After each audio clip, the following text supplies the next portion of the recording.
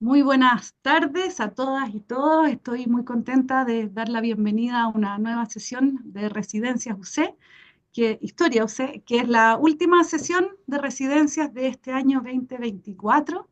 Partimos con residencias el año 2020, así que estamos completando este cuarto año, es bien impresionante. Estamos muy contentos en el fondo de seguir con este proyecto que busca la comunicación y la reflexión sobre la historia más allá de la academia y dentro de la academia, también con distintas disciplinas.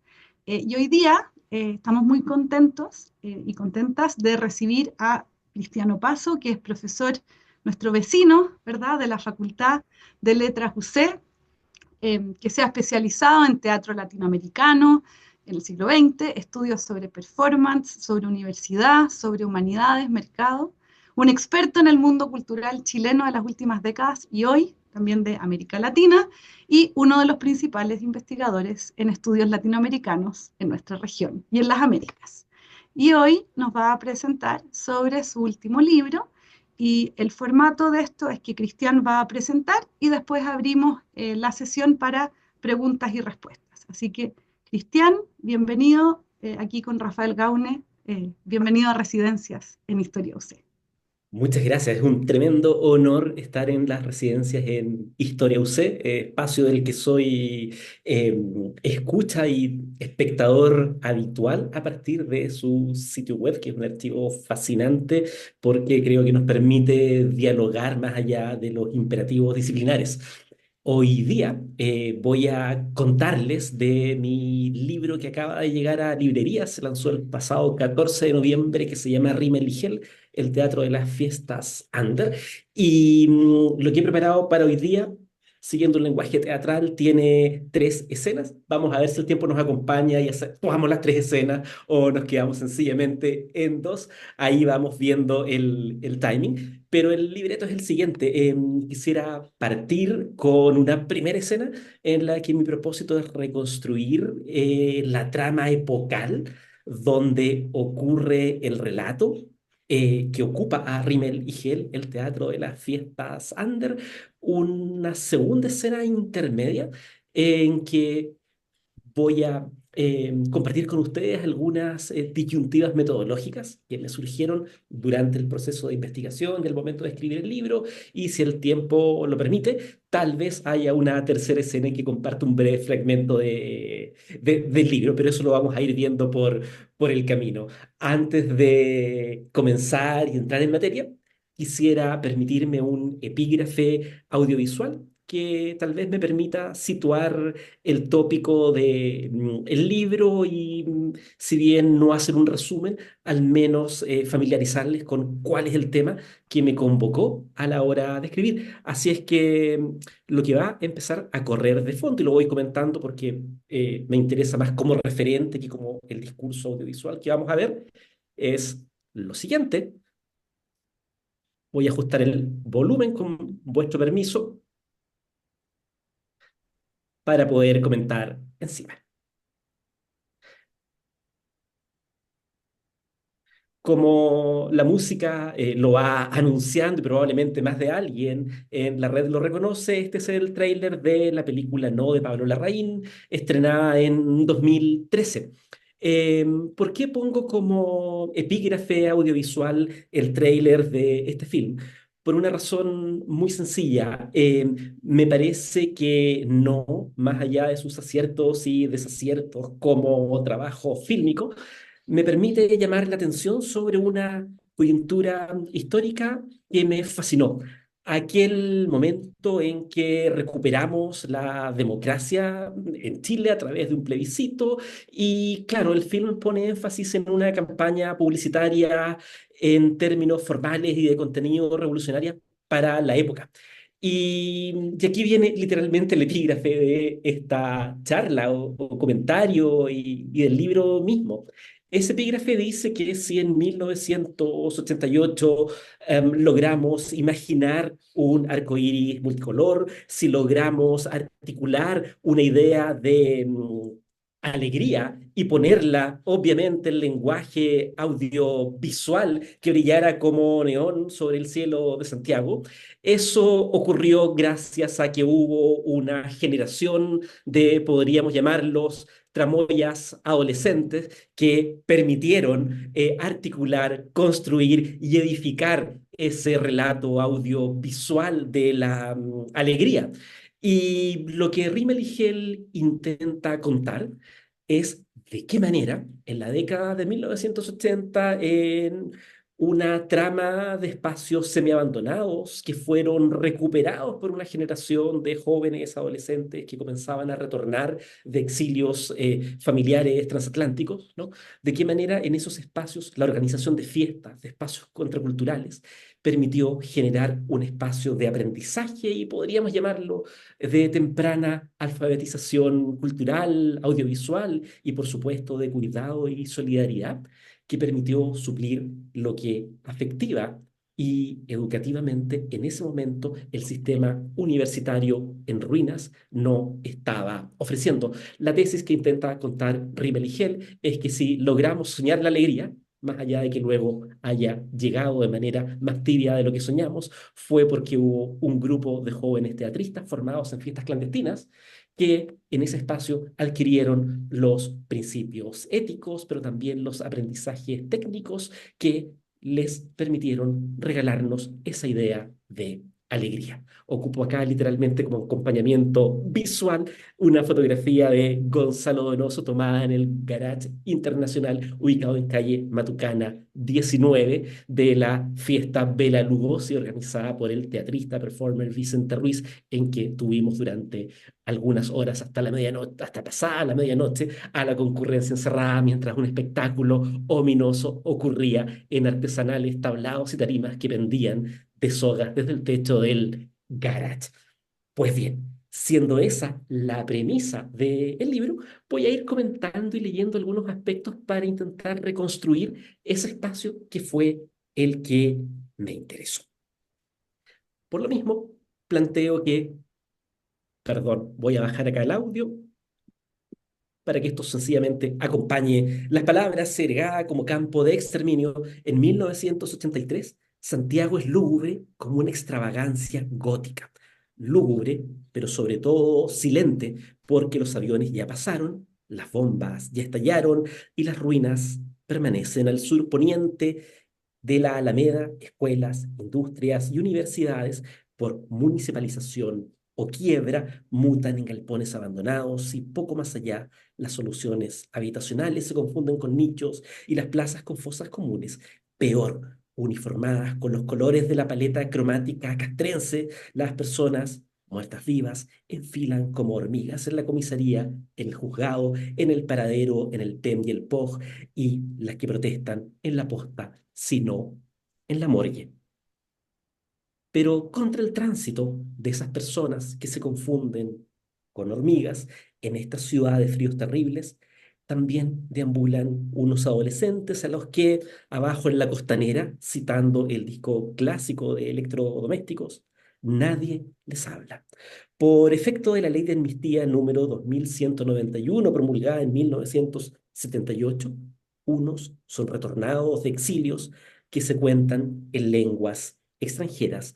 Otros, tras el crack del 82, son fugados de un arraigo cuyo horizonte forzado es la pantalla cóncava de un televisor de 14 pulgadas.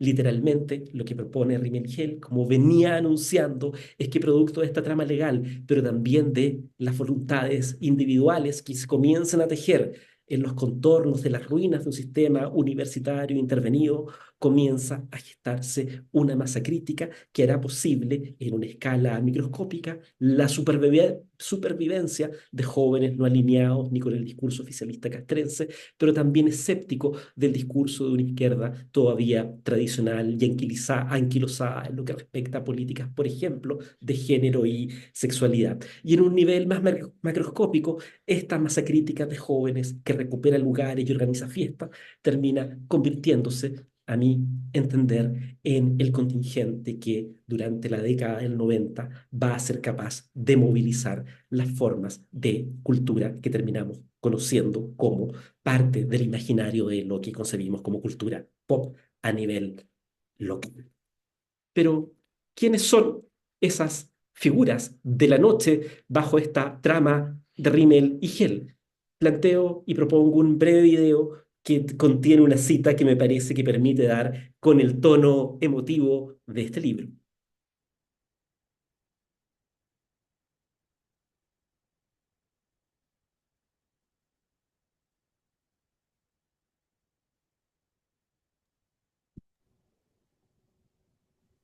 Entiendo que no se está escuchando el sonido, Eso. probablemente, así es que para evitar manipular como pulpo ahí el audio, voy a dejar corriendo la imagen, pero como estas cosas suelen pasar en el cambio de plataformas, les comento lo que dice quien habla, ¿no? Que es Miguel Conejeros de la banda New Wave Punk Pinochet Boys. Y lo que él dice me parece, como les decía, que marca el tono emotivo de esa generación que me intenta, que me interesa auscultar, si se quiere, porque lo que dicen esas palabras son lo siguiente: somos una generación única que no tiene memoria para atrás.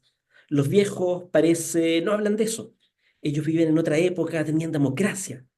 Es súper distinto como fenómeno. A mí me contaban que antes del 73 había colores y gente hippie. Fumaban todos pitos en la calle, otra onda, un relax así.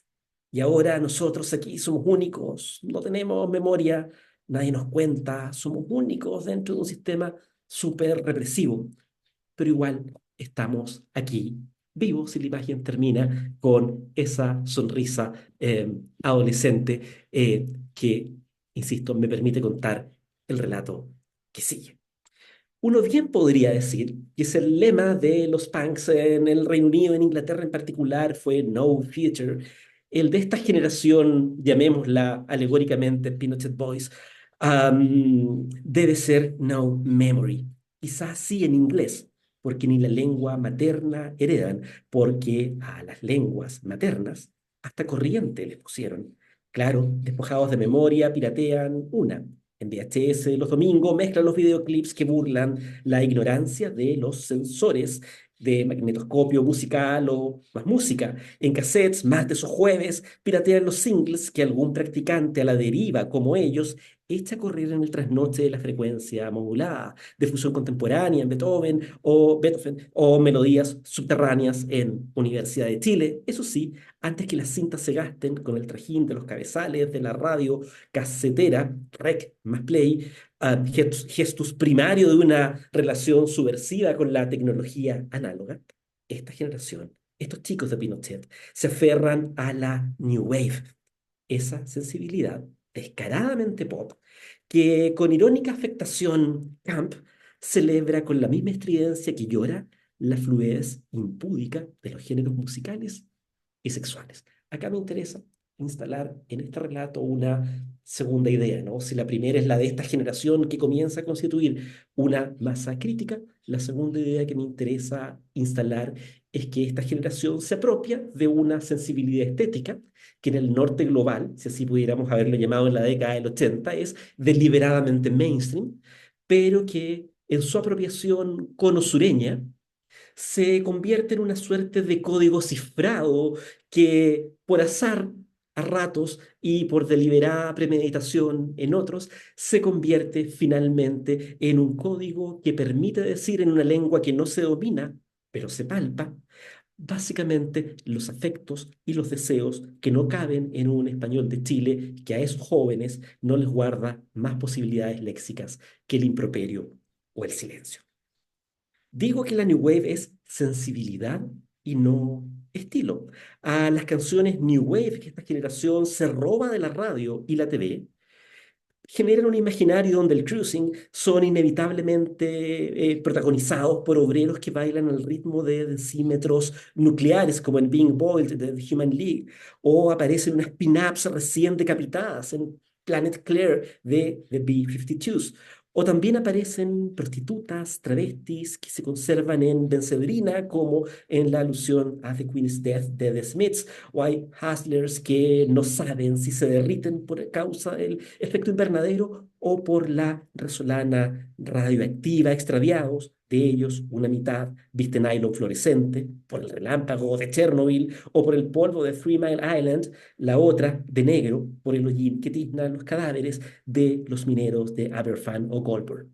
Una cuestión que me interesa ir narrando en Rimmel y Hell es que efectivamente la apropiación de estos desechos pop de la New Wave, mainstream en el norte, periférica acá, permite que estos jóvenes hilvanen una trama de deseos, de emociones, una suerte de petitorio, tanto político como afectivo, que encuentra en las metáforas de las canciones que acabo de nombrar, al pasar básicamente un correlato, una especie de lenguaje cifrado, ¿no? Que nos permite contar un mundo donde los pavores exceden el instalado por la bota militar y aparecen una serie de otros elementos, como indicaba, preguntas por el género, por el cambio climático, por el exterminio de las poblaciones originarias, por las economías extractivas y otras variantes de esa doctrina del shock que se instala en ese Chile de los 80. En Rimmel y Hell, de hecho, hay un texto crítico que ronda permanentemente, que es se llama The Meaning of Styles, de Dick Hedgeby. Y una cuestión que me apasionó es que cuando el ensayista inglés piensa en la idea de subcultura, es decir, en esa articulación de jóvenes que se apropian de la herencia estética parental para subvertirla y convertirla en lenguaje de protesta, ¿no? En el caso chileno había un matiz genuinamente ominoso, porque los relatos de Hedgeby en la Inglaterra oscura de Thatcher, los town halls donde se practica música el domingo por la tarde, jamás devienen centro de tortura estatal. Y los bototos que consiguen en segunda selección son de padres cesantes, pero no necesariamente exterminados ni aniquilados por políticas de Estado. En el contexto chileno, el que estos jóvenes recuperen las señas de los padres, desde los bototos obreros hasta el cancionero popular del que nadie les habla ni les cuenta y que podría incorporar desde las melodías que animan las coreografías del Blue Ballet en la vida galante de la Carlina hasta el cancionero de Cecilia la Incomparable, están teñidas por el horror de la sangre, porque esas multicanchas donde pueden reunirse, esos estadios semiabandonados, esas escuelas, probablemente fueron también escenarios de sitios de apremios ilegítimos. El dramatismo de un par de bototos en un galpón abandonado en Santiago de Chile, si se quiere, se eleva al cubo. Pues bien, señalado eso, continúo con el relato, porque en Rimmel y Hell, bajo esta atmósfera que les he intentado transmitir, espero lograrlo, comienzan a aparecer algunos protagonistas, personas que quizá no figuran con el protagonismo que deberían en las historias del teatro y menos de la literatura, pero que sin embargo de manera generosa construyeron las condiciones para que aflorara un nuevo tipo de escritura literaria, de publicación de revistas y, por supuesto, lo que más me ocupa personalmente, un nuevo tipo de teatro. Me voy a referir en estos minutos de charla a los aportes de Pablo Lavín y Jordi Lloret. ¿Quiénes son? Se los cuento en lo que sigue del relato. Cerca de 1983, dos, digámoslo irónicamente, Pinochet Boys con hablas diglósicas aterrizan en Merino Benítez. Pablo Lavín, que viene de Londres, y Jordi Lloret, que llega de Barcelona 10 años antes. A Lavín el golpe lo pilló en Londres. Medio forzado estudió allá, en North East London Polytechnic, NELP, la universidad que, según las premisas del History Workshop Journal, formó a sus estudiantes mediante proyectos de intervención social en East End, la trinchera donde los inmigrantes enfrentan la doctrina del shock con barricadas y música ska, ¿no? Dice la biografía explicada y en Rimmel y Hell que Pablo Lavín es hijo adoptivo de Punster y embajador chileno durante el gobierno de la Unidad Popular en el Reino Unido, y de Raquel Paró, primera figura del Teatro Nacional, y que tras el exilio, ¿no? Y el golpe él decide permanecer por un tiempo más en Reino Unido. A Jordi Lloret, en tanto, el golpe lo encontró en Santiago, militante, con amenaza, como a todos, de desaparición, se guarece en Barcelona y en plena movida, se extravía, digamos que cerca del Raval, el barrio chino de Llangenet, donde las editoriales de fanzines comparten piso con los prostíbulos, o así me gusta imaginarlo. En el East End, Lavín aprendió la técnica de las subculturas, do it yourself. Cerca del Raval, en tanto, Jordi Lloret que además del pop, la revuelta, aprendió que además del pop, la revuelta debía cruzar la clase, la etnia o el género, porque a pesar del destape, el chauvinismo catalán a ellos los fichó tempranamente como sudacas.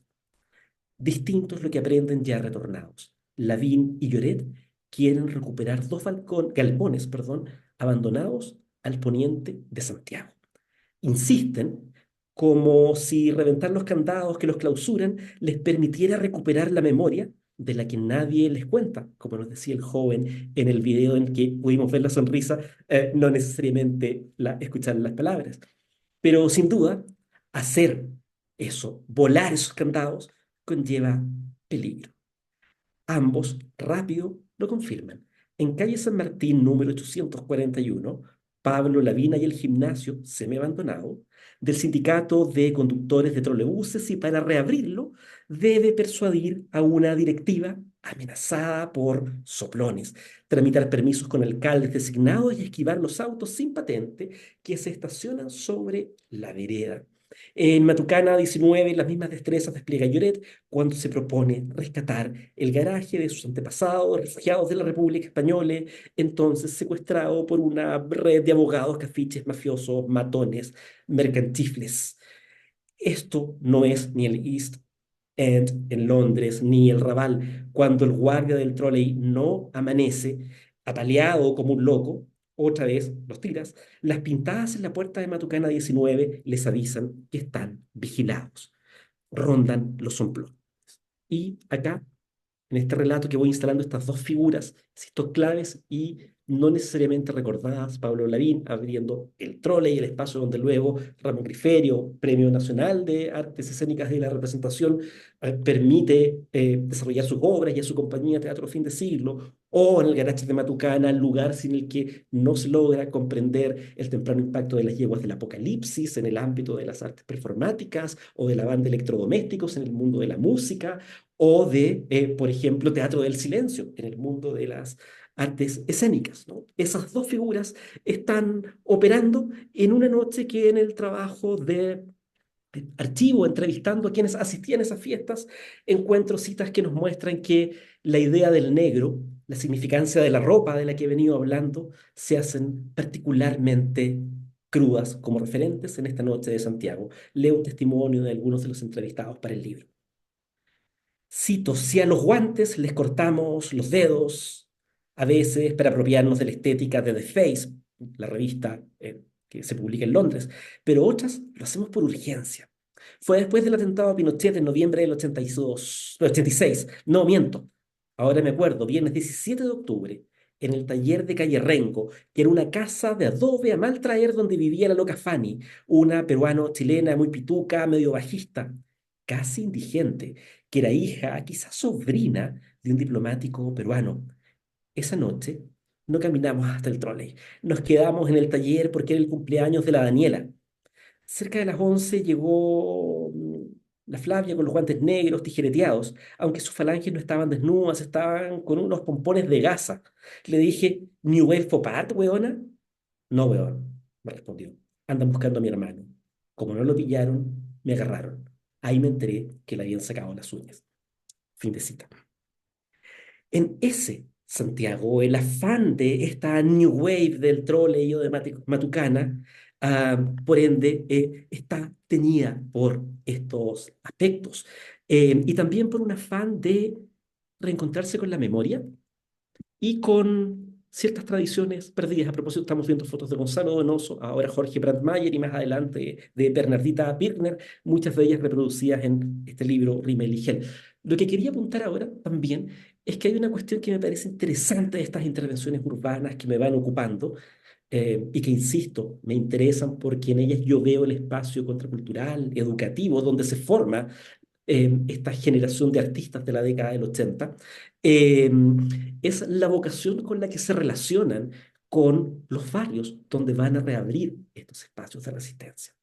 Pablo Lavín, por un lado, en el Trolley encuentra un garage que fue sede sindical y en la que, según comenta la memoria oral, en la década del 30, Pedro Aguirre Cerda, cuando ésta fue comedor radical, habría pronunciado discursos, hasta el día antes de la Unidad Popular, donde se hacían bailables, también populares, en las tardes de domingo. O Jordi Lloret, que al recuperar el garage de Matucana toma la medida de mantener el espacio abierto también de día y poner mesas de ping-pong y hacerlo un espacio, si se quiere, receptivo de esos vecinos y se instalan a vivir ahí, porque la idea no es solo hacer una suerte de turismo de la periferia, sino más bien instalarse para intentar fundar nuevos órdenes y nuevos modos de comunidad en aquellos barrios. Esa decisión ética de instalarse, de vivir en, me parece que son particularmente relevantes. Continúo ya, termino esta escena para pasar a lo metodológico que les anunciaba, que es la segunda escena y tal vez final. En las ruinas del Trolley y Matucana 19 hay restos que hablan de espacios en que se ensayó la alegría que debía llegar el 88 en medio de esa noche profunda. Fueron muchos los Pinochet Boys que se apropiaron de lo que la prensa llamó New Wave para emplearlo como recurso con el fin de imaginar lógicas de producción cultural basadas en la cooperación y la diversidad y en la convicción de que el futuro podía hallarse en el pasado. Es decir, la cita es continua. En el garage de Matucana, Jordi Lloreta publicaba un libro artefacto, memoria de testimonios, material visual, una cuestión que siempre sorprendía cuando lo abríamos en clase con el estudiantado de letras, es que en uno de esos revistas de cómic, de estética aparentemente new wave y pura apropiación, cuarta página te encontrabas con una tira sobre Víctor Jara, o como en las noches del Trolley Vicente Ruiz soñaba con hacer una suerte de musical que rescatara la potencia de Cecilia la Incomparable, que según también transmitía la historia oral, había cometido el desacato de realizar una colaboración con Valentín Trujillo en claves psicodélicas cruzando los dos mundos, el pop, la experimentación musical y la disidencia política.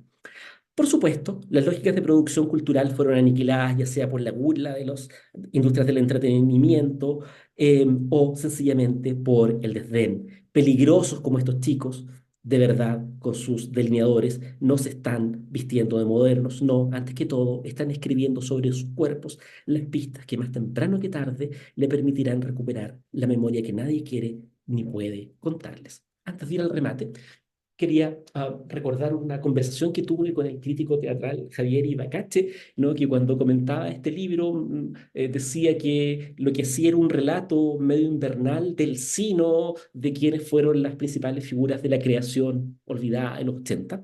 Y creo que tomándome de esas palabras, si hay algo que también me va interesando mostrar en este libro, es que en esas pistas de baile se fraguan también formas de convivencia que son extrapolables a esas formas de convivencia que están en pugna en los primeros años de la transición, ¿no? Y ahí uno puede ver cómo algunas de las personas que asisten a estas fiestas terminan de algún modo convirtiéndose en los rostros del Star System criollo de la década del 90, cuando uno va viendo las fotografías y las notas que pretende dejar el libro sobre la lista de asistentes, uno puede encontrar tanto a los paneles televisivos de esa década 90, pero también a otros nombres olvidados, actores secundarios que el sistema no absorbió porque fueron inclaudicables, en que a ellos lo que les interesaba era un pop vivido de manera comunitaria.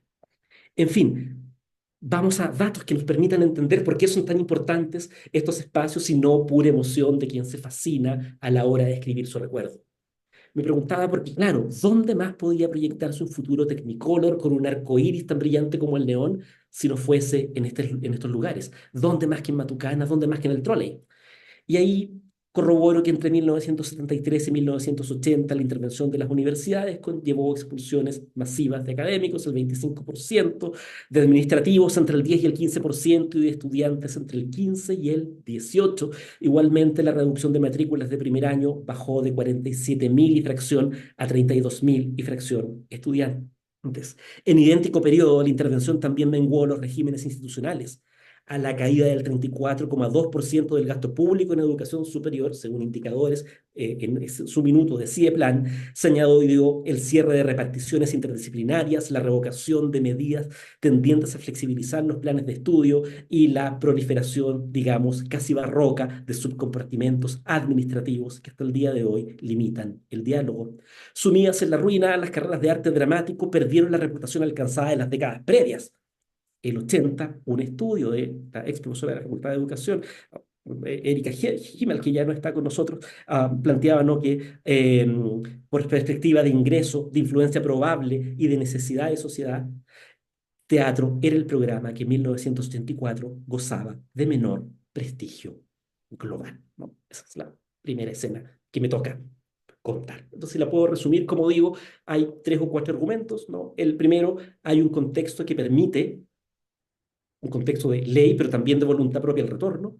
Ese retorno permite que una generación que viene con otros saberes, otra formación, que se educó en otras secundarias, en otros institutos técnicos, se instale en el país y reabre espacios de manera literal, como espacios arquitectónicos, lo que permite la reunión, la fiesta, pero también la importación de otros lenguajes que proveen un código para otras banderas que la política tradicional, cercenada y mutilada, no estaba en condiciones de portar, y también un reencanto con un pasado cuya relación era traumática. Por eso ponía la metáfora de los bototos. En Chile, un par de bototos usados podían ser perfectamente los de un profesor, perdón, los de un obrero torturado.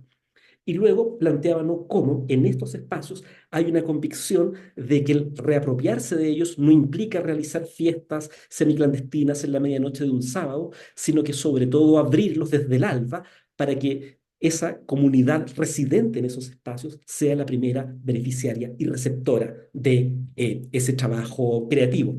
Y acto seguido no planteaba también cómo estos espacios permitieron conformar, digo, una masa crítica para la renovación del espacio en un contexto en que la documentación y los estudios educativos de la época muestran cómo se había menguado el prestigio de la educación en estudios escénicos, ¿no? Es una cuestión medular. Ahora, no sé si tengo algún par de minutos más, María o Rafael.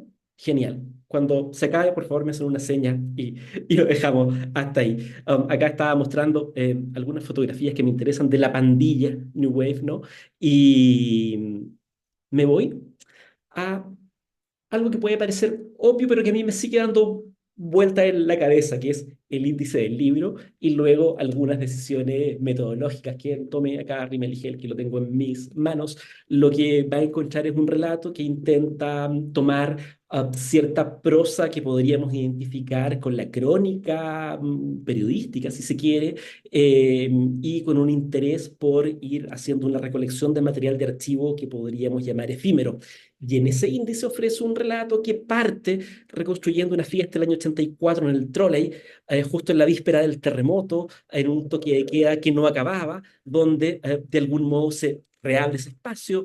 Luego habitamos detenidamente el Trolley, visitamos el Garaje de Matucana, más tarde el Teatro Esmeralda, donde ya en esta transición medio fallida. ah, em, Se realizan fiestas contraculturales, las Pantex rápidamente silenciadas como si fuesen un foco de perversión. Las crónicas de la época son brutales. Y termino con la biografía, ¿no?, de Andrés Pérez y la última obra que estrena y actúa antes de morir, que es justamente una memoria de cómo se educó en las fiestas. Pero esto es lo que les quería compartir. Desde mi formación de estudios literarios, pensar un libro del teatro de los 80 habría implicado listar con suerte los nombres de los 6 primeros autores que están en la columna que dice autores, ¿no? Andrés Pérez, Vicente Ruiz, Ramón Grifero, Jorge Díaz, Pedro Mardones, luego conocido como Lemebel, y Daniel, perdón, y sacaría incluso ahí a Daniel Palma porque en un estudio literario no cabría en su calidad de diseñador teatral. Pero claro, me comencé a encontrar con limitaciones y uno podría decir, en el tránsito hacia una perspectiva culturalista, aparecen los espacios, aparece el trolley abierto, aparece el Garaje Internacional de Matucana, aparece el Teatro Esmeralda. Me comienzo a dar cuenta en este giro, llamémoslo culturalista, eh, que la obra se me queda corta como documento y tengo que empezar a recorrer y realizar una arqueología de los espacios. Pero cuando estoy habitando esos espacios, me doy cuenta que hay flujos que impiden, lo que puede resultar obvio, ¿no? Establecer a los creadores residentes del trole, a los creadores residentes del garage, a los del Teatro Esmeralda, porque en esa noche semiclandestina, la fuga, el reencuentro, la tensión es permanente, ¿no? Y frente a mis ojos comienza a aparecer una serie de flujos por espacio, donde más que lugares estáticos, lo que comienzo a rescatar, de ahí quién sabe si eso lo podría identificar con un segundo momento más performático, son a gestores, a personas que abran espacios. Pablo Lavín, Jordi Lloret, el Trolley, el Garage de Matucana, respectivamente, y Andrés Pérez, más tarde, ya a comienzos de la década de 90, con el Teatro Esmeralda. Pero cuando estoy en esos espacios y estoy mirando a esos creadores, me surge un nuevo desafío, que es que en esos espacios me doy cuenta que los autores de la primera columna, Pérez, Ruiz, Grifero, Díaz, Lemebel, Mardones, existen en la medida que traman relaciones de complicidad, de educación mutua, de protección recíproca, con una serie de otros agentes que me aparecen en una figura casi de caleidoscopio. Desde el colectivo Cleopatras, el diseñador teatral Raúl Miranda, el frontman de la banda Dada TV Star, Pinochet Boys, la poeta poblacional, así le gusta que le digan, y no popular, La Batucana, Andrés Pavés, teatrista callejero, que como cuento en el libro es probablemente quien sirve de modelo al Pedro Lemebel performe a la hora de leer sus crónicas, Jaime Lepé, con quien hace artista, performer, con quien que luego conocemos como Lemebel realiza sus primeros performances, antes de las yeguas del apocalipsis, Víctor Hugo Robles, fotógrafos, Bernadetta Pigner, Gonzalo Donoso, artistas como Germán Bove, otros fotógrafos como Ulises Nilo, que ocupan la prensa para documentar esta escena.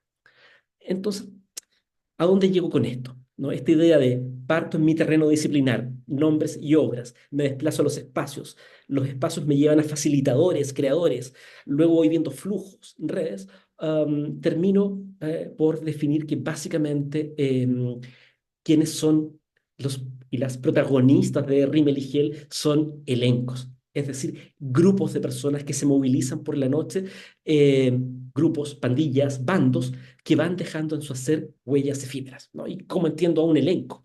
No lo entiendo necesariamente como un grupo de individuos, de personas naturales, agrupadas bajo una personería jurídica que van a firmar un formulario de Fondart.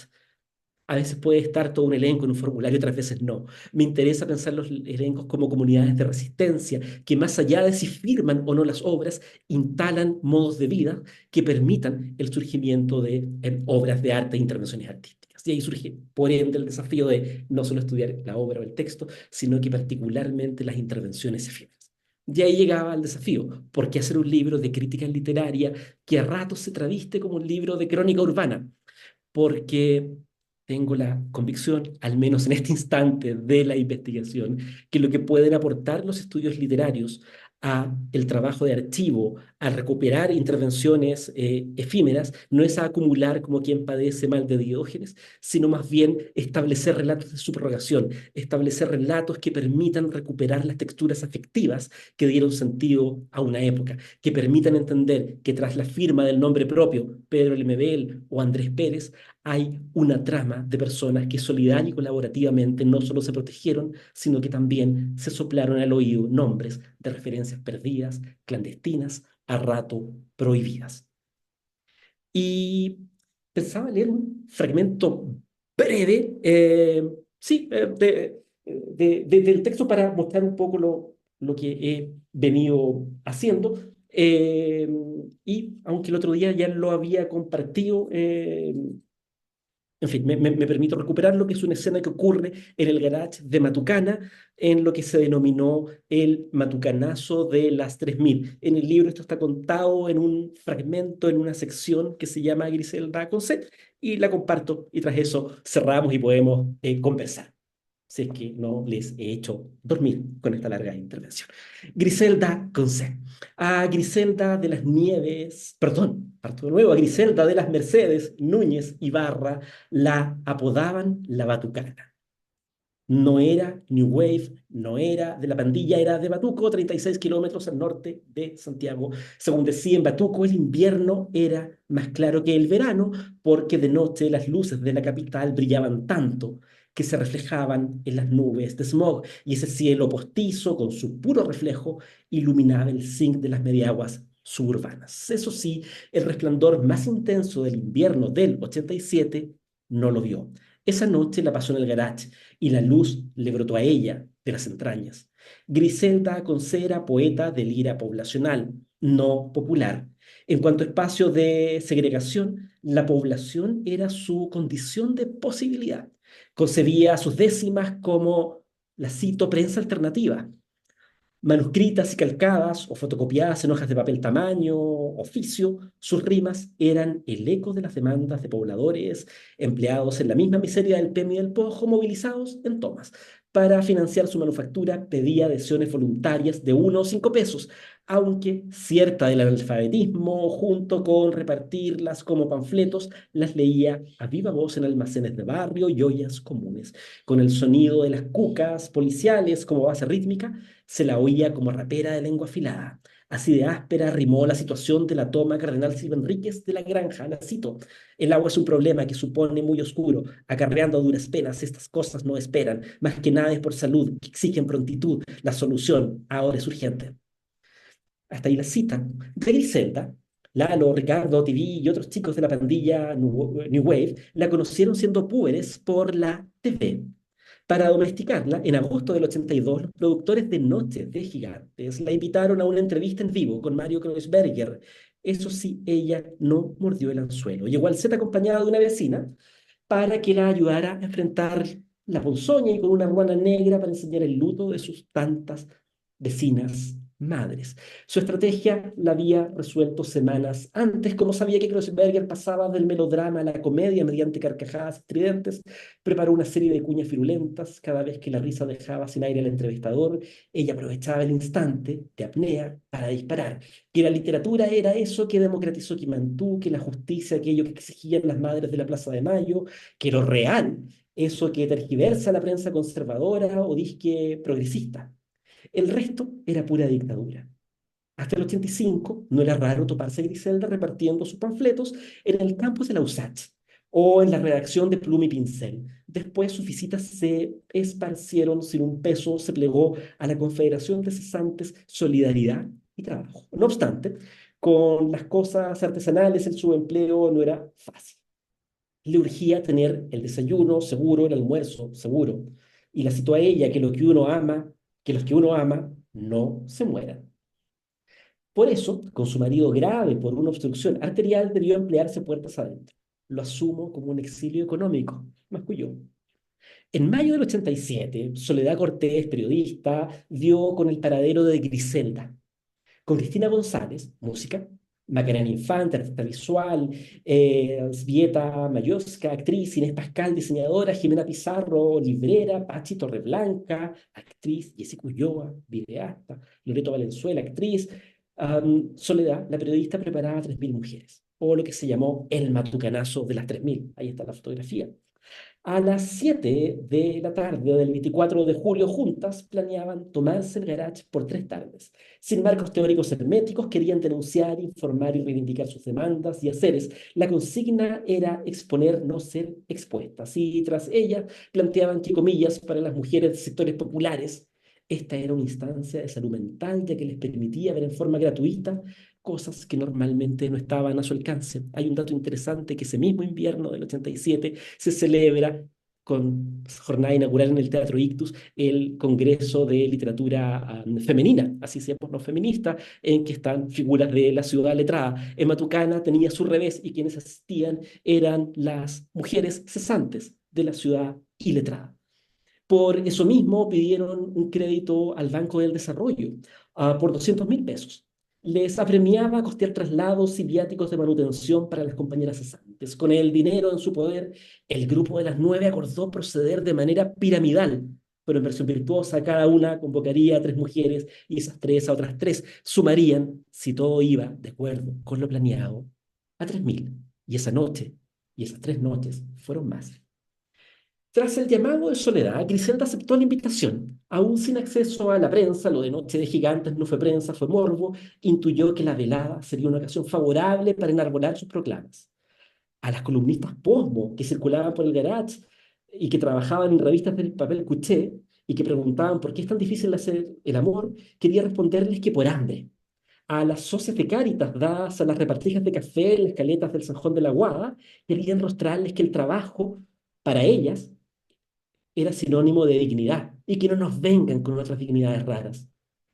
Pese a sus bien fundados prejuicios, al llegar al garage comprobó que para el grupo de las 9 el ejercicio de convocar mujeres de diversas identidades contaba solo como un prerequisito para un fin ulterior: evidenciar cómo el sexismo las investía, según fueran la clase, la etnia, el género, la militancia, la orientación sexual. A través de Rosa Lloret llegaron a ese espacio, refugio afectivo, trinchera, una noche de lluvia, llovió a las 3. Griselda dedujo este afán de la disposición espacial. Me voy a saltar un poquito, ¿no? Para llegar al término y no aburrir, pero lo que se ve esa noche es lo que marca esta fotografía. En esa fotografía, quien está en primer plano es Paula Sobek, la diseñadora New Wave, que provee las tenidas de ropa, que protagoniza los estelares chilenos, siendo ella como diseñadora indie la que primero se apropia de los looks, llamémoslo Madonna, en la era borderline, para la TV criolla. Pero más allá de las modelos, el servicio de banquetería lo ejercían las pobladoras de una toma poblacional de la comuna de La Florida, y se daba cuenta en que en cada uno de los stands lo que habían eran mujeres en que el arte y la vocación artística se confundía con la subsistencia, el multiempleo. A través de estas historias de desamparo, continuó la lectura, Griselda recuperó el lugar de enunciación de las expositoras y desde allí sus trabajos le fueron más legibles. Esa noche, Tatiana Álamos levantó sus animitas, pequeñas grutas de arpillera para muñequitas paganas, ya que la muerte rondaba. Las asistentes le prendieron velitas a sus pies.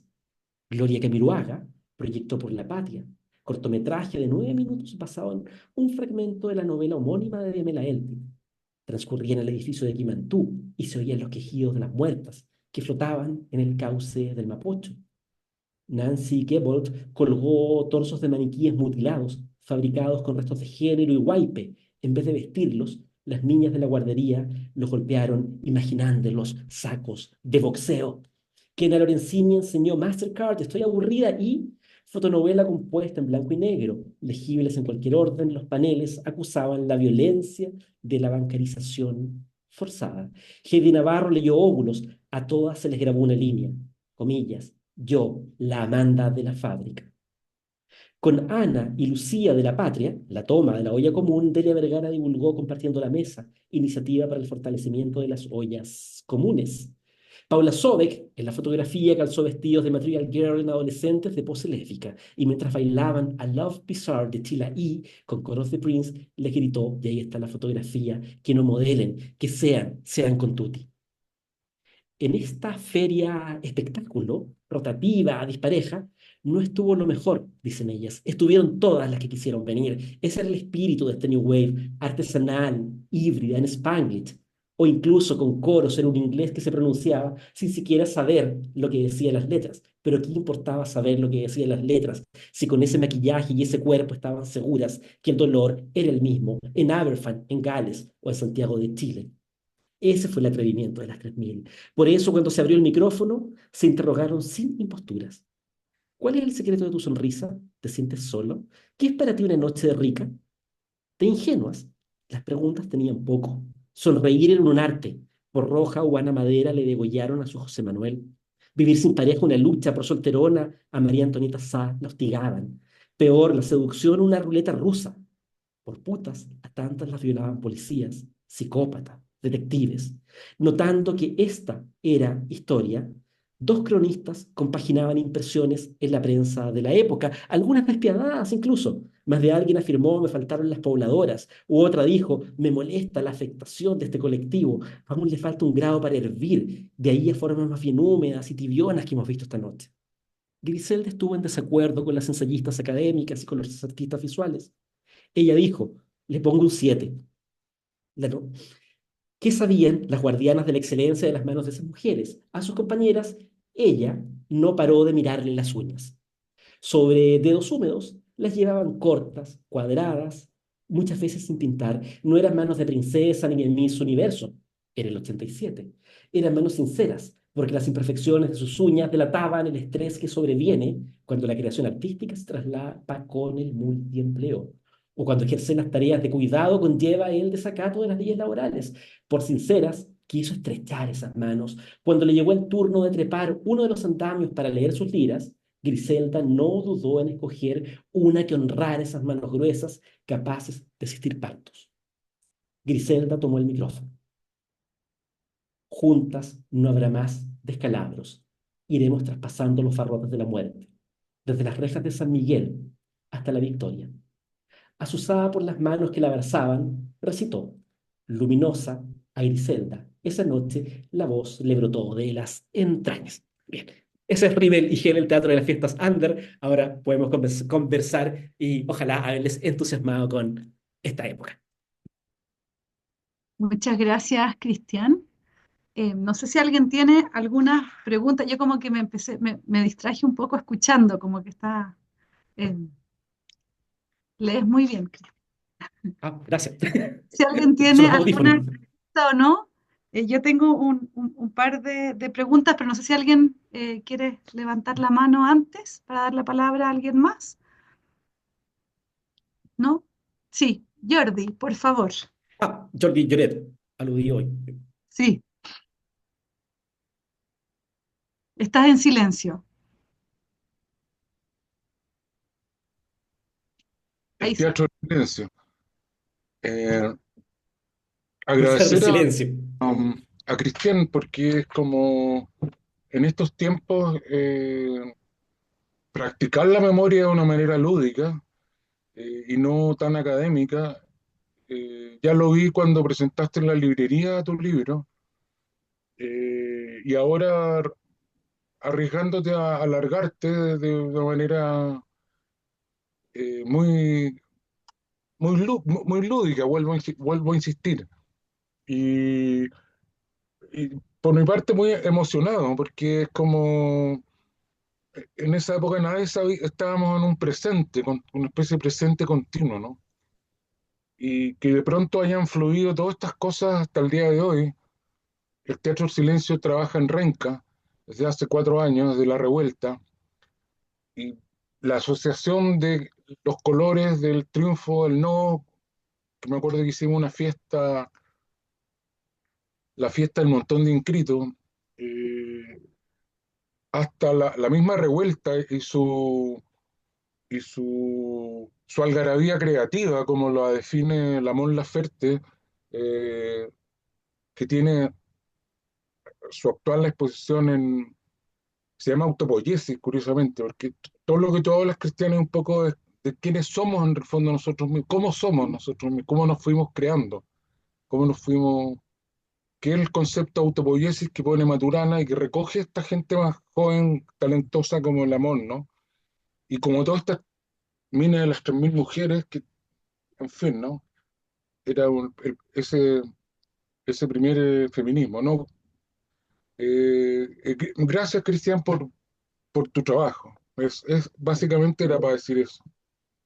Muchas gracias a ustedes porque cuando me preguntan si este libro tiene una dimensión autobiográfica, digo sí y no.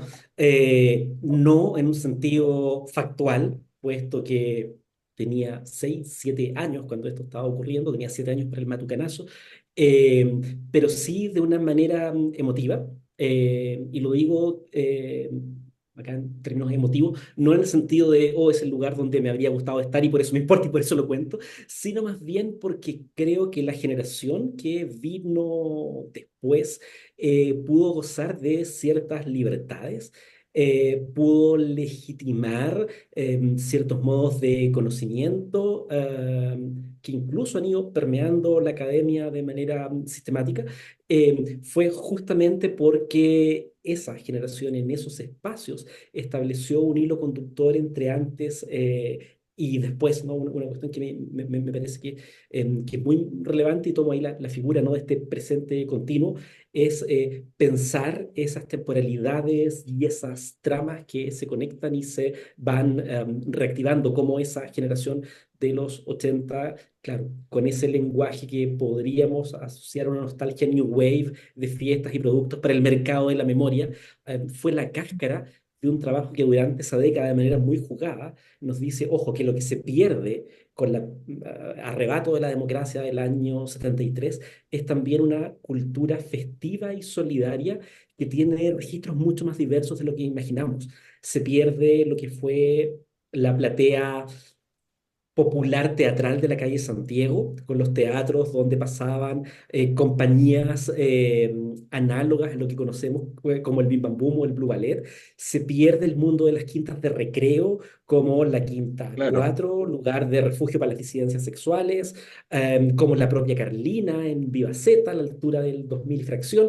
En fin, está ese recuerdo donde me parece bella esa figura, ¿no? Están claro, sosteniendo y sobreviviendo el presente continuo, cuando sí. el trabajo que están haciendo es construir el pretérito. Los cines, en el centro habían cerca de 30, 40 cines, donde habían películas de cerca de 10 o 15 países entre el 71 y el 73. Si bien nosotros de adolescentes íbamos a capear clases, no sé, al cine Hollywood o a pololear, pero tenía un acceso, era una cosa muy rica, ¿no? Que de alguna manera se logra recuperar. Vale, por ejemplo, pasando en la pared pintada de cal el gabinete del doctor Galigari, que no cedía el Instituto Goethe a los que se quería hacer, digamos. O sea, 8 personas con harto frío, carbón, el gabinete del doctor Galigari en la pared, ahí, ¿no? Vale decir, hasta eso tocamos. Ahora, te escuchaba tu relato y me iba recordando, digamos, ¿no? Me iba recordando que la Amanda llegó a vivir ahí porque le dieron un dato y al poco la Amanda absolutamente quitada de bulla, pero, o sea, ella amasaba y compartía con las pobladoras y no estaba en el espectáculo que hicieron las 3.000 mujeres, pero estaba ahí, vivía ahí, ¿no? Y ella vivía ahí en un momento, me dijo Jordi, yo vivía ahí porque era el lugar más cerca donde mi padre fue a poco del golpe, al día del golpe, ¿no? Que fue con su guitarra. La algarabía del 73 o sea, entonces la algarabía fue como una ingenuidad muy, muy grande, digamos, ¿no? Y la Manda teníamos algo de ingenuo, ¿no? Pese a estar en un abismo rodeado. Y la recuerdo a ella porque bueno, volvió, fue muy valiente, fue muy quita de bulla, eh, pasó su duelo y hoy día volvió a salir. Después de la muerte de su madre, de Joan, volvió a salir y ahora es la encargada de la Fundación Víctor Jara, ¿no? Lo cual hace que su, su, su trabajo como pintora, como persona, eh, sea re importante, ¿no? El relevo, ¿no? La Amanda Matucanero ahora toma el relevo de ese legado de Víctor Jara, que a la cita de la Batucana que tú dices, sabes que cuando le dieron el Nobel a Bob Dylan, en la caída de los Nobeles, ¿qué es esto de andar nombrando Nobeles? Bueno, y la caída de Suecia a la OTAN, digamos, o sea, se hicieron los suecos.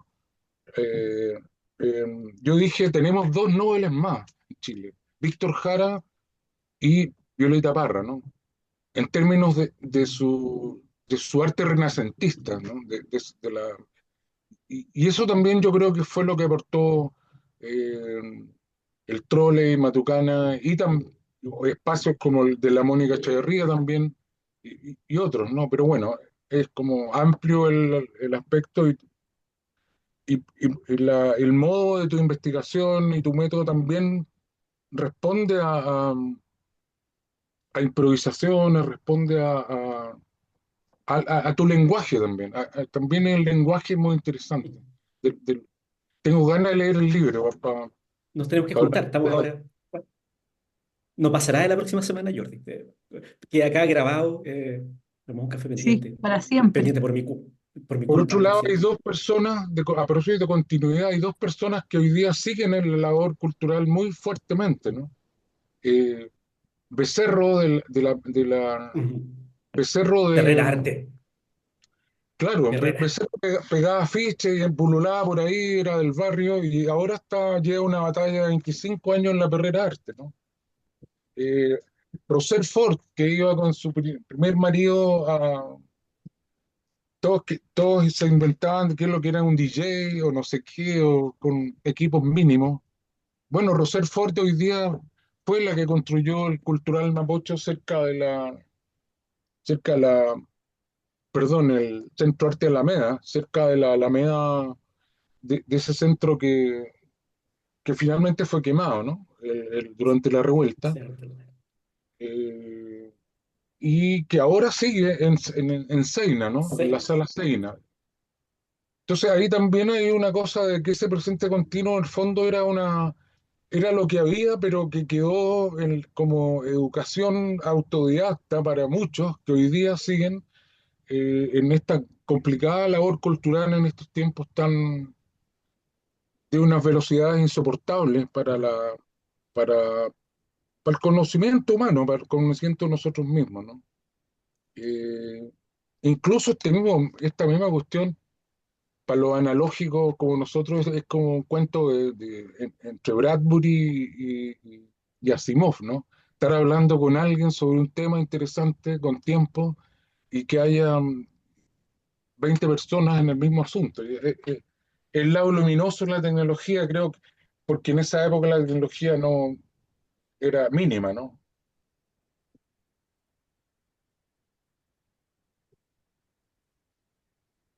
Yo ahí voy a agregar, me gusta mucho esa idea de como este lado luminoso de la tecnología, porque efectivamente es una de las cosas que nosotros hemos tratado de hacer con este proyecto, que es hacerlo online incluso cuando podría ya no serlo, ¿verdad?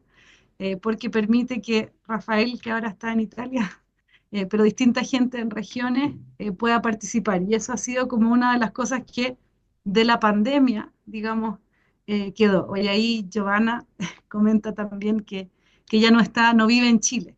Entonces también en el fondo creo que ahí hay algo interesante como de este diálogo que se expande. Tenemos una pregunta de Daniel, por favor.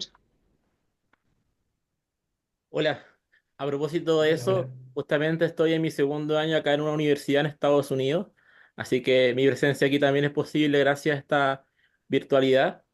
Y quería comentar, bueno, agradecerte, Cristian, por contarnos del libro, del trabajo que hiciste. Quería comentar, partir con una anécdota. En el pueblo en el que estoy, en una ciudad en el medio de Pensilvania, hubo una exposición llamada Glitter and Trash eh, sobre esta escena musical que tú estás describiendo acá en Estados Unidos, ¿no? Y cómo se llamó acá el glam.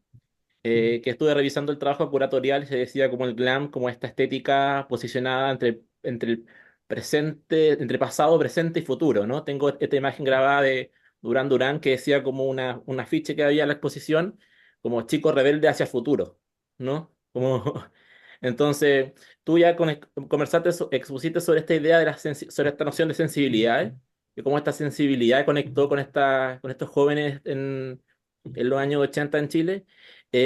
Quería saber si puedes contarnos un poco sobre, porque también tengo en mi referente que en 1970 Ariel Dorfman había escrito sobre el Pato Donald, ¿no? Como para leer al Pato Donald y básicamente esta cultura imperialista era el enemigo. ¿Y qué pasó, no? O sea, más allá de lo evidente, de lo que sabemos que pasó desde 1970 hasta 1987, ¿qué pasó también en términos culturales? Cómo se produjo esta afinidad de alianza?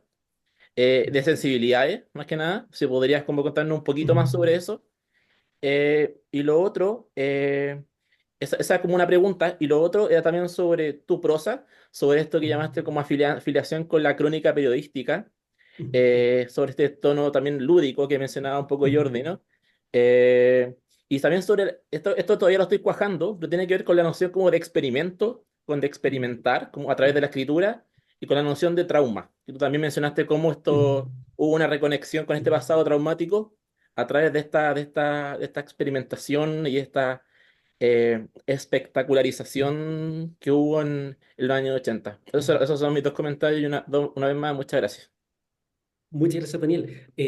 Voy de manera sintética con las dos. Parto con la primera, que tiene un carácter más cronológico, quizá, lo que podemos, y dado que esa pregunta la podríamos abordar desde diversas perspectivas, la narro acá desde la perspectiva de la industria discográfica, una dentro de muchas, ¿no? En términos de industria discográfica, lo que tenemos son dos fenómenos de rearticulación muy próximos en el tiempo, que son la emergencia del punk, en términos más bien comerciales, si se quiere, porque las raíces son más profundas en un minuto, y luego la consecuente emergencia de esta ola post-punk, New Wave y sus respectivas ramificaciones.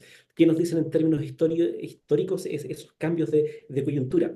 Creo que nos hablan de un ajuste en términos de evolución tecnológica, pero también un ajuste en términos de evolución de audiencias. En términos de evolución de audiencias, tenemos juventudes a nivel global que por diversas razones, desde la ciclo horroroso de las dictaduras conosureñas, crisis del petróleo y otras tantas, que tienen su epítome en estas imágenes de un Londres cubierto de basura y que The Specials lo retrata en ese single, Ghost Town, ¿no? Un pueblo fantasma. Tenemos audiencias que ya no logran ser persuadidas ni seducidas por el aparataje tecnológico de producción y de sofisticación compositiva de movimientos como el rock progresivo, por un lado.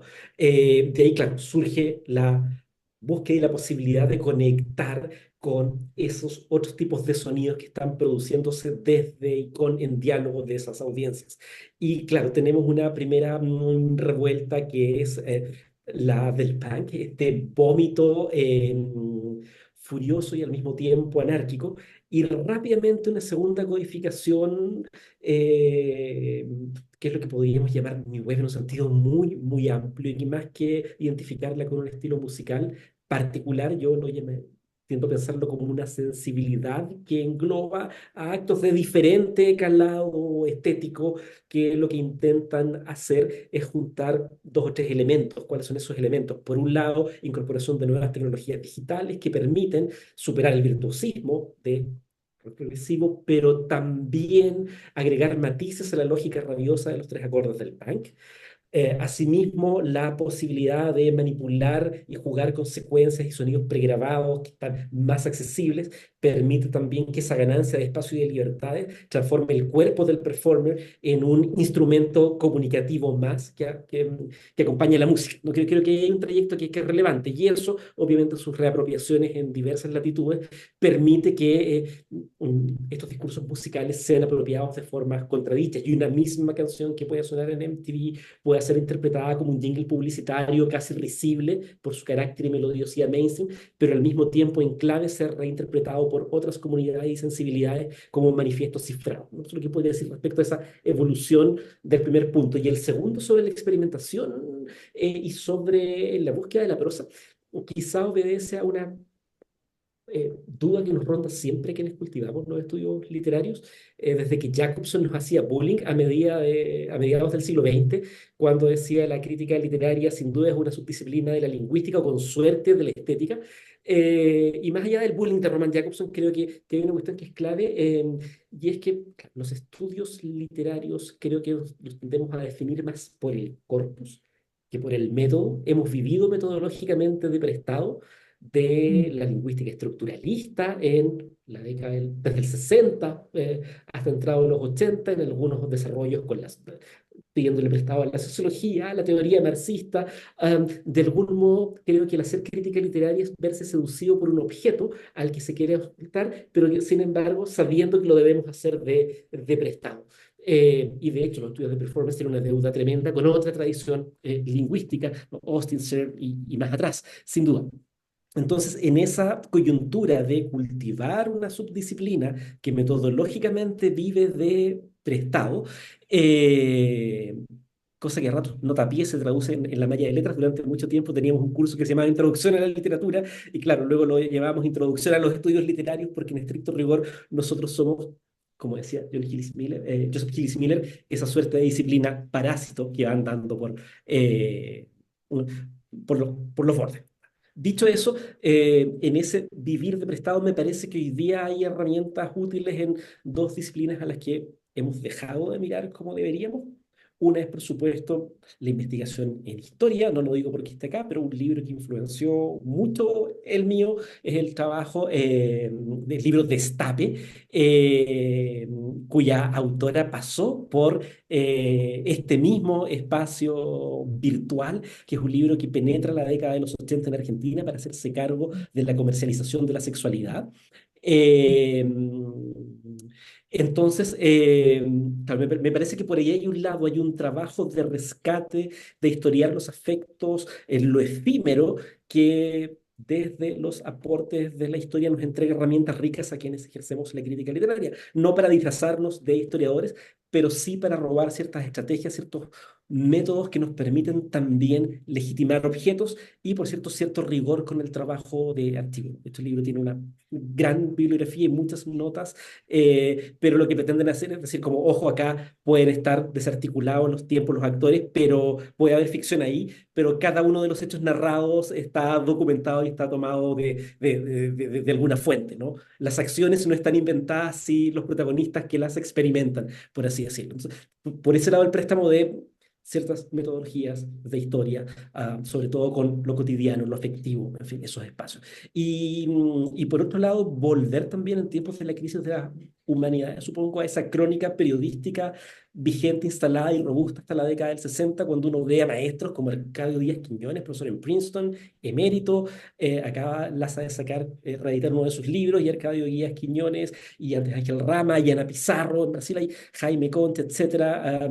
Hay una generación de personas que entendió que el oficio literario se jugaba en una dimensión, en el artículo académico, pero que en otro lado tenía que tener en la divulgación y en otro tipo de prensa un pie, ¿no? Porque probablemente el destinatario de esa crítica, más allá de la recomendación, va a poder enganchar con la lectura, se va a poder seducir en la medida que tú le proveas un contexto acucioso que haga que ese libro, ese texto, ese artefacto cobre sentido. Tenemos tiempo para una última pregunta. Manuel. ¿Ahí me escuchan? Sí. Ahí sí. Fuerte y claro. Sí. Gracias, Cristian, por tu interesante exposición. Me hizo recordar cuando tenía 16 o 17 años que dio algunas vueltas por ahí en algún momento, como un joven de tercero medio. Pero te quería mencionar dos cosas. Uno, ¿cómo vinculas tu trabajo con otras manifestaciones que se daban en ese momento, que probablemente están en el libro, yo no he tenido todavía la posibilidad de leerlo, como la publicación Trauco y estos españoles que llegaron, Antonio Arroyo, digamos, que trajeron toda una gráfica, pero también una manera de contar, una manera de hacer literatura visual a través del cómic, que también se detuvo en Chile, o que empezó a circular de otras maneras, en una revista donde circulaban varios nombres, ¿no? Y que también había cancionero y habían obras de Bororo, de Sami Mayor. O Exacto. sea, Trauco tuvo su momento, digamos, y creo que marcó a esa misma generación. Y lo segundo, y quizás, bueno, aquí está el hermano, pero me extrañó no haber escuchado el nombre de Rosa Lloret, que creo que es muy importante en todo esto también. Absolutamente. Son, son ahí gestores de este espacio. Así que, pero eso nomás, la primera era Sí, sobre, súper. sobre Trauco, especialmente. Perfecto, no, y creo que las dos preguntas pueden responderse de manera integrada. Me explico. El propósito inicial del libro es contar de qué manera esta escena permite la renovación de la escena teatral. Y cuando planteaban esa disquisición metodológica, que me interesó esa categoría de elenco, más allá del nombre propio del autor o director que suele listarse en la biografía, tenía que ver con responder justamente a la inquietud que tú planteas, en el sentido de decir, ok, esto no es una historia cultural de los 80, no es siquiera una historia del teatro, sino más bien de hitos que lo renovaron. Pero para explicar esa renovación no puedo trabajar con una categoría que sea la de autor, sino más bien la de elenco. ¿Y por qué me interesaba esa categoría de elenco? Porque justamente esa categoría me permitía arrastrar cuestiones tales como que en el trabajo performático de Vicente Ruiz, por ejemplo, Se colaban elementos musicales del grupo absolutamente subvalorado, Cleopatras, o como incluso en las 3.000 mujeres, lo que cuento, ¿no? Las que organizan la estructura piramidal son distintas pero dimensionadas, pero ese espacio, ¿cómo se llega? A través de la gestión de Rosa Lloret, o si miro el Teatro del Silencio y veo los estampados con los que salen a la calle, ¿no? Un desafío clave del teatro callejero es cómo compito con la trama cínica de la calle, con estos carros que salen a Matucán, y ahí fue vital el trabajo de impresiones textiles de Rosa Lloret. Pero para contar esa idea de por qué me interesan los elencos, tiene que ver con esta idea del contagio. Y quizá hay que hacerlo con una anécdota. En el capítulo 1 cuento cómo en noviembre de 1984 Vicente Ruiz estrena un performance llamado Hipólito. En ese performance hay una muchacha que hace un monólogo cantado con una pose que alguna gente dijo, esto suena a Blondie, la banda, ¿no? Porque muy rabiosa, hace un discurso que parodia muy subversivamente el machismo, la misoginia. Y esta mujer repite un coro muy pegajoso que dice, me complace odiar a las mujeres, una y otra vez. Luego esa mujer terminó siendo, supimos que era Jacqueline Fresat. La prensa la archivó en la historia como esposa de Jorge González, pero omitiendo que una artista visual extremadamente interesante en trabajo de técnica mixta, collage, y que fue parte de un grupo llamado Cleopatra. Sí, Cleopatra que usualmente fue también archivado en el discurso coloquial como si fuese una especie de banda de groupies de Jorge González en particular y de los prisioneros en general.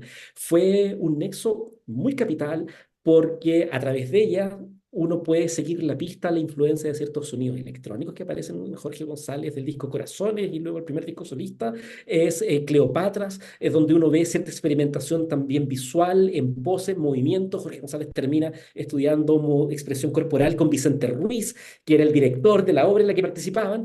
Cuento corto, al pensar los elencos y esas redes, puedo terminar dándome cuenta que cuando Jorge González graba solo en Los Ángeles la canción Corazones Rojos y dice mujeres, y esa diatriba contra las mujeres, hay un eco más que casual, formativo, bibliográfico de saberes, con esa muchacha de nombre anónimo que el año 84 hace esta diatriba en una fiesta nocturna. Es decir, los códigos de esa mujer que hace la diatriba en aquella fiesta, estéticos, visuales, son los que hacen posible que en esa trama emerja un músico de la talla de González. Entonces, por eso me interesaba. Como no podía hacerme cargo, por ejemplo, de Trauco, sí, por ejemplo, mostrar que el que estuviesen en ese ecosistema, la presencia de esos referentes hace posible entender la singularidad de estos proyectos estéticos. Gracias. Por ahí va. No, a ustedes, gracias por el espacio. Sé que estamos en la hora, así que, como decía Jordi, parece absolutamente emocionante poder tener un espacio para hablar hora y media con colegas, escuchar preguntas. Y como digo, yo soy de los que suele ver las residencias en el sitio web donde están todas archivadas. Así es que muchísimas gracias.